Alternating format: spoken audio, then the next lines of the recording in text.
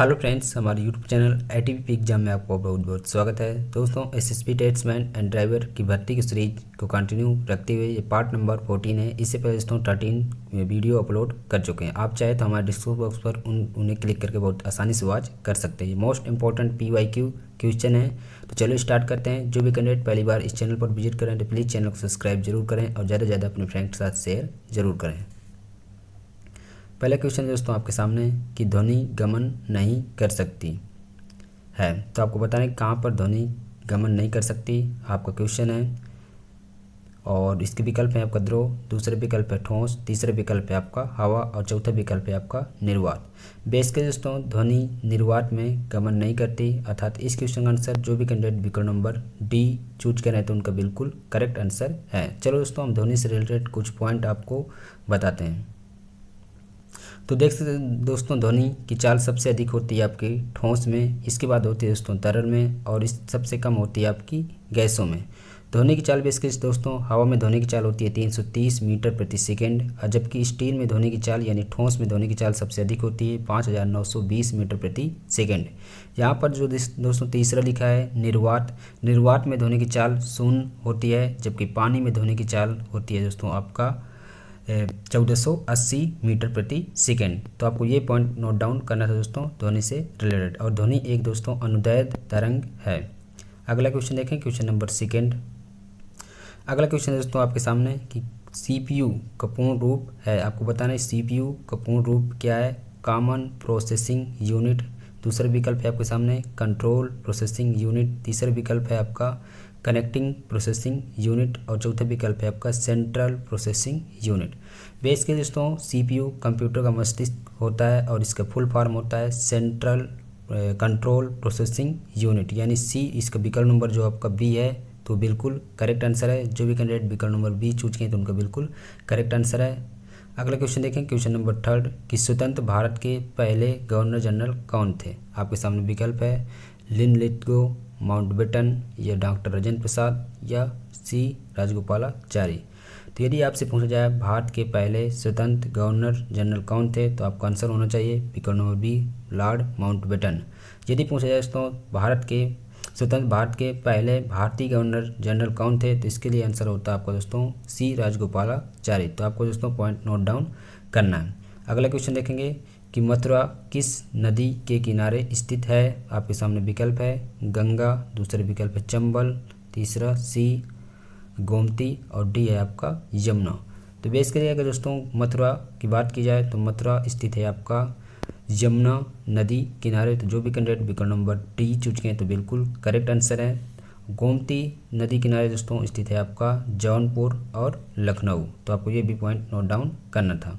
अगला क्वेश्चन है question number 5 कि मुख्य न्यायाधीश की नियुक्ति कौन करता है। आपके सामने विकल्प है मुख्यमंत्री, लोकसभा अध्यक्ष या राष्ट्रपति या प्रधानमंत्री।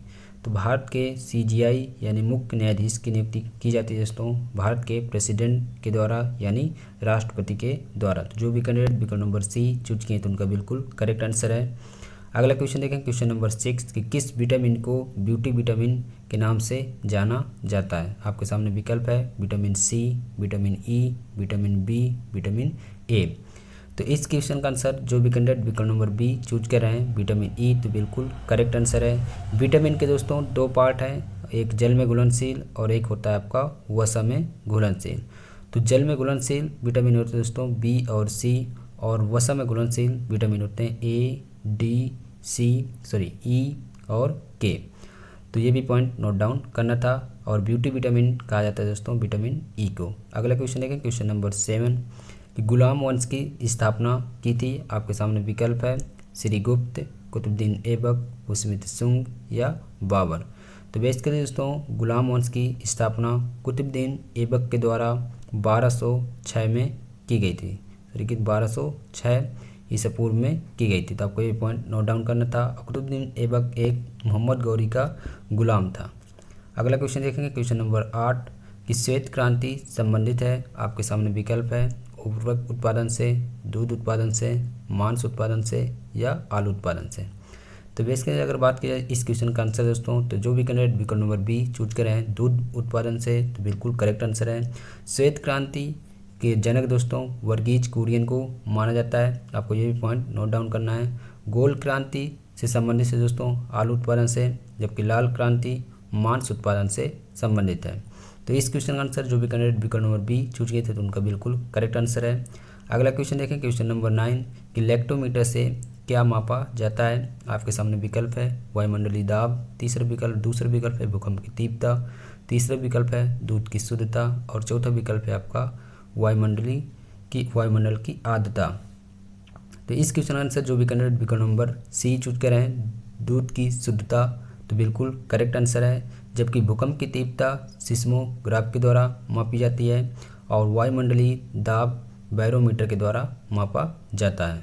तो इस क्वेश्चन आंसर जो भी कैंडिडेट विकल्प नंबर सी चूज करें तो उनका बिल्कुल करेक्ट आंसर है। अगला क्वेश्चन देखें, क्वेश्चन नंबर 10 कि कथक कहाँ का लोक नृत्य है। आपके सामने विकल्प है उत्तर भारत, तमिलनाडु, उड़ीसा या केरल। तो कथक की अगर बात की जाए तो कथक लोक नृत्य है दोस्तों उत्तर भारत का। तो जो भी कैंडिडेट विकल्प नंबर ए चूज करें तो बिल्कुल करेक्ट आंसर है। केरल की लोक नृत्य की अगर बात करें तो इसका लोक नृत्य है दोस्तों कथकली, तो आपको ये भी पॉइंट नोट डाउन करना था। जबकि तमिलनाडु का लोक नृत्य है आपका भारतनाट्यम, उड़ीसा का लोक नृत्य है उड़ीसी, तो ये भी आपको पॉइंट नोट डाउन करना है। अगला क्वेश्चन है आपका कि सौरमंडल के किस ग्रह के सबसे अधिक उपग्रह हैं। आपको बताने कि सौरमंडल के किस ग्रह के सबसे अधिक उपग्रह। आपके सामने विकल्प है शनि, बृहस्पति, मंगल या बुध। तो अगर बात करें सौरमंडल में टोटल 8 ग्रह हैं। उन ग्रहों में सबसे बड़ा ग्रह होता है आपका बृहस्पति और सबसे छोटा ग्रह होता है आपका बुध। बुध सूर्य के सबसे नज़दीक ग्रह हैं और ये चक्कर भी सबसे पहले ही लगाता है। टोटल 88 दिन में सूर्य की परिक्रमा पूर्ण कर लेता है। अगर बात करें सबसे अधिक किस ग्रह के उपग्रह हैं तो उसका आंसर हो दोस्तों आपका विकल्प नंबर ए सैटर्न। इसके टोटल उपग्रहों की संख्या है दोस्तों 82 यानी 82। इसके बाद दोस्तों बृहस्पति के सेकेंड नंबर पर संख्याओं के आधार पर है और इसकी संख्या है दोस्तों 79। तो इस क्वेश्चन आंसर जो भी कैंडिडेट विकल्प नंबर ए चूज किए तो उनका बिल्कुल करेक्ट आंसर है। अगला क्वेश्चन देखें, क्वेश्चन नंबर 12 कि हुमायूं का मकबरा कहाँ पर स्थित है। आपके सामने विकल्प है दिल्ली, दूसरा विकल्प है आपके सामने आगरा, तीसरा विकल्प है आपका सासाराम और चौथा विकल्प है आपका लाहौर। तो अगर बात करें दोस्तों हुमायूं के मकबरा कहाँ पर स्थित है तो इस क्वेश्चन आंसर जो भी कैंडिडेट चूज कर रहे हैं तो उनका बिल्कुल करेक्ट आंसर है। हुमायूं का मकबरा स्थित है आपका दिल्ली में। आगरा में अगर बात करें किस मुग़ल शासक का मकबरा है तो आपका आंसर होना चाहिए दोस्तों शाहजहाँ, जबकि सासाराम में शेर शाह सूरी का नेक्स्ट क्वेश्चन देखें, क्वेश्चन नंबर 13 कि चिल्का झील भारत के किस राज्य में स्थित है। आपके सामने विकल्प है बिहार, दूसरा विकल्प है आपके सामने राजस्थान, तीसरा विकल्प है आपका उड़ीसा और चौथा विकल्प है आपका मध्य प्रदेश। तो अगर बात की जाए दोस्तों चिल्का झील के तो ये भारत के उड़ीसा राज्य में स्थित है और भारत के सबसे खारे पानी की झील है। तो आपका ये क्वेश्चन का आंसर जो भी कैंडिडेट विकल्प नंबर सी चूज कर रहे थे तो उनका बिल्कुल करेक्ट आंसर है। अगला क्वेश्चन देखें, क्वेश्चन नंबर आपका 14 की प्रतिरोध का मात्रक है। आपके सामने विकल्प है पास्कल, दूसरा विकल्प है कैंडेला, तीसरा विकल्प है न्यूटन और चौथा विकल्प है आपका ओम। तो प्रतिरोध का मात्रक होता है दोस्तों ओम। तो जो भी कैंडिडेट विकल्प नंबर डी चूज करें तो बिल्कुल करेक्ट आंसर है। पास्कल दाब का मात्रक है, जबकि कैंडेला ज्योतितीव्रता का मात्रक है और न्यूटन बल का मात्रक है। अगला क्वेश्चन देखें, क्वेश्चन नंबर आपका 15 कि दूरदृष्टि से दोष से पीड़ित रोगी को कौन सा लेंस का प्रयोग करना चाहिए। आपके सामने विकल्प है अवतल लेंस, उत्तल लेंस या उत्तल दर्पण या समतल दर्पण। तो जो भी व्यक्ति दूरदृष्टि रोग से पीड़ित होता है तो उसके लिए दोस्तों निवारण के रूप में लेंस का प्रयोग किया जाता है उत्तल लेंस। जो भी कैंडिडेट विकल्प नंबर सी चूज करें तो बिल्कुल करेक्ट आंसर है। निकट दृष्टि दोष से पीड़ित व्यक्ति को निवारण के लिए दोस्तों अवतल लेंस का प्रयोग किया जाता है। तो इस क्वेश्चन आंसर जो भी कैंडिडेट विकल्प नंबर सी चूज करें तो बिल्कुल करेक्ट आंसर है। अगला क्वेश्चन देखेंगे कि भारत के संविधान में संशोधन प्रक्रिया कहाँ से ली गई है। आपके सामने विकल्प है कनाडा, ऑस्ट्रेलिया, तीसरा विकल्प दक्षिण अफ्रीका और चौथा विकल्प है आपका अमेरिका। तो अगर बात की दोस्तों संशोधन प्रक्रिया यानी अमेंडमेंट प्रक्रिया कहाँ से ली गई है तो भारत के संविधान में ये प्रक्रिया ली गई दोस्तों साउथ अफ्रीका यानी दक्षिण अफ्रीका से। तो जो भी कैंडिडेट विकल्प नंबर सी चूज करें तो बिल्कुल करेक्ट आंसर है। अगर कनाडा से बात की जाए कौन सी शक्तियाँ ली गई है दोस्तों, कनाडा से आपका लिया गया है संघ एवं राज्य के बीच की शक्ति का विभाजन कनाडा से लिया गया है, जबकि आवश्यक संज्ञात्मक विशेषताएं ये भी दोस्तों कनाडा से ली गई हैं। अगर ऑस्ट्रेलिया से बात करें तो समवर्ती सूची ऑस्ट्रेलिया से ली गई है, तो ये भी आपको पॉइंट नोट डाउन करना था। अगला क्वेश्चन देखें, क्वेश्चन नंबर आपका 17 कि नीरज चोपड़ा का संबंध किस खेल से है। आपके सामने विकल्प है क्रिकेट, दूसरा विकल्प है भाला फेंक, चौथा विकल्प है फुटबॉल, जबकि तीसरा विकल्प है आपका हॉकी। तो नीरज चोपड़ा संबंधित है दोस्तों भाला फेंक से। जो भी कैंडिडेट विकल्प नंबर बी चूज कर रहे हैं तो बिल्कुल करेक्ट आंसर है। अब इन्हीं के दोस्तों नीरज चोपड़ा ने इस वर्ष के ओलंपिक में जो हुआ था उसमें दोस्तों 2022 में ओलंपिक में स्वर्ण पदक जीते थे 7 अगस्त 2022 को। तो इसीलिए दोस्तों भाला फेंक दिवस के रूप में प्रतिवर्ष 7 अगस्त को सेलिब्रेट किया जाएगा। तो आपको ये भी पॉइंट नोट डाउन करना है कि भाला फेंक दिवस कब मनाया जाता है, 7 अगस्त को। अगला क्वेश्चन है कि कालीबंगा स्थित है आपका पंजाब में, हरियाणा में, राजस्थान में या गुजरात में। तो अगर बात की जाए कालीबंगा एक हड़प्पा सभ्यता स्थल है और ये स्थित है दोस्तों आपका राजस्थान में। तो जो भी कैंडिडेट विकल्प नंबर सी चूज करें तो बिल्कुल करेक्ट आंसर है। कालीबंगा घाघर नदी किनारे स्थित है। लोथल भी हड़प्पा स्थल है और ये स्थित है दोस्तों आपका गुजरात राज्य में। तो आपको ये पॉइंट नोट डाउन करना था। अगला क्वेश्चन देखिए, क्वेश्चन नंबर 19 कि कौन सा वेद संगीत को समर्पित है। आपके सामने विकल्प है ऋग्वेद, अथर्ववेद, यजुर्वेद या सामवेद। तो कौन सा वेद संगीत को समर्पित है। तो इस क्वेश्चन आंसर जो भी कैंडिडेट विकल्प नंबर डी चूज कर रहे हैं सामवेद, तो बिल्कुल करेक्ट आंसर है। वेदों की संख्या है दोस्तों 4, जिनमें से सबसे प्राचीन वेद होता है आपका ऋग्वेद और सबसे नवीन वेद होता है आपका अथर्ववेद। तो ये भी आपको पॉइंट नोट डाउन करना था। अगला क्वेश्चन, क्वेश्चन नंबर 20 कि नीति आयोग की स्थापना कब की गई थी। तो आपको बताना है कि नीति आयोग की स्थापना कब की गई थी। 1 जनवरी 2015 को, 10 जनवरी 2015 को, 15 जनवरी 2015 को या 1 जनवरी 2008 को। नीति आयोग की स्थापना प्रधानमंत्री नरेंद्र मोदी के द्वारा दोस्तों 1 जनवरी 2015 को की गई थी। और नीति आयोग का फुल फॉर्म होता है national institution for transforming India. तो आपको ये भी पॉइंट नोट डाउन करना था। बेस के दोस्तों नीति आयोग योजना आयोग का परिवर्तित रूप है। अगला क्वेश्चन देखें, क्वेश्चन नंबर आपका 21 कि मानव श्रव्य ध्वनि है। आपको बताना है कि मानव श्रव्य ध्वनि है 20 हर्ट्ज से अधिक या 20,000 हर्ट्ज से अधिक या 20 हर्ट्ज से कम या 20 से 20,000 हर्ट्ज के बीच।